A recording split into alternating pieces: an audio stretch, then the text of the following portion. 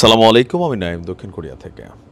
জামাত ইসলাম সময়টা খুবই ভালো যাচ্ছে, তবে জামাতের আমির ডাক্তার শফিকুর রহমান সাহেব মাঝে মাঝে এমন কথা বলেন যে এই কথা নিয়ে বাংলাদেশের অন্যান্য যে রাজনৈতিক দলগুলো যারা এই মুহূর্তে ক্ষমতার দিকে ধাবিত হচ্ছে তাদের মধ্যে মোটামুটি একটা ক্যারাবেরা স্টাইল শুরু হয়ে যায়। কয়েকদিন আগে একটা লাড়া দিছিলেন, তিনি বলছিলেন যে একমাত্র সেনাবাহিনী এবং জামাত ইসলাম ছাড়া বাংলাদেশে দেশপ্রেমিক কোনো শক্তি নেই। তো সেই ঘটনা নিয়ে ব্যাগ পোহাতে হয়েছে জামাতকে। আজকে তিনি আরেকটা বক্তব্য দিচ্ছেন। আমি জানি না যে তার এই বক্তব্যের পর বিএনপি বা অন্যান্যদের যারা আছেন তাদের আসলে অবস্থানটা কি হবে। দর্শক, আপনারা কি আসলেই মনে করেন যে বাংলাদেশে আগামী দিনে কোন দলটা ক্ষমতায় আসলে বাংলাদেশ নিরাপদ থাকবে? বিশেষ করে চাঁদাবাজি, সিন্ডিকেট, ধর্ষণ, লুটপাট, ছিনতাই, রাহাজানি, হত্যা, এই যে বিভিন্ন দৃশ্যপট আমরা দেখি প্রতিনিয়ত গ্রামে গঞ্জে, ব্যক্তি জীবনে, তারপর হচ্ছে যে আইনের অপব্যবহার, তারপর প্রশাসনকে এক ধরনের রাজনৈতিক একটা আখড়া বানাই ফেলা, এই যে জিনিসগুলোতে আসলেই কি জামাতের নেতা যেই কথা বলছেন জামাতের হাতেই কি এটা হবে নাকি অন্য দলের কাছেও হবে?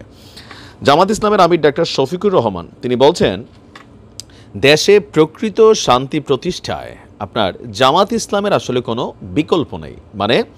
জামাত যদি ক্ষমতায় আসে তখন শুধুমাত্র বাংলাদেশে প্রকৃতভাবে শান্তি প্রতিষ্ঠিত হবে, আর অন্যান্য যে রাজনৈতিক দলগুলো আছে তারা ক্ষমতায় আসলে আসলে ওই রকম শান্তি প্রতিষ্ঠিত হবে না।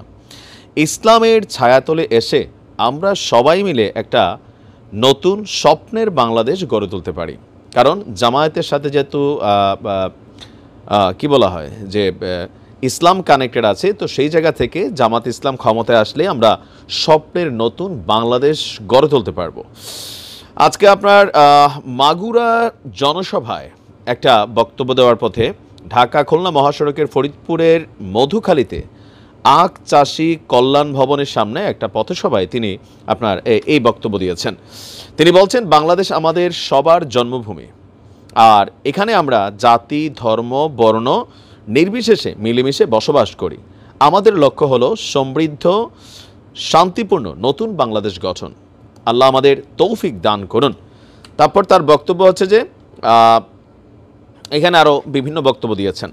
তো গেল বিভিন্ন সময় আমরা জামাত ইসলামের বিভিন্ন কর্মকাণ্ড যেভাবে দেখছি, তাদের নেতাকর্মীদেরও দাবি বা বক্তব্য সোজা হিসাব যে এতদিন 53 বছরে এককভাবে জামাত কখনো ক্ষমতায় আসেনি।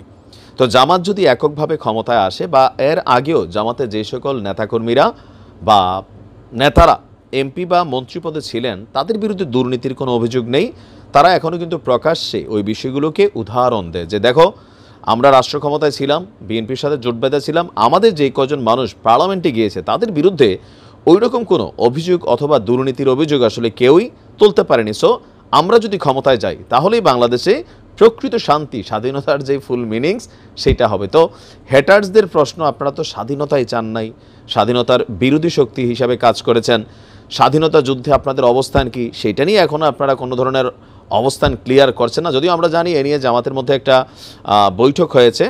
তো কি মনে করেন যে জামাত আমিরের এই বক্তব্য আসলে কতটুকু সঠিক? আসলে কি বাংলাদেশ জামাতের হাতে শান্তি প্রতিষ্ঠিত হবে? কমেন্টে লিখতে পারেন।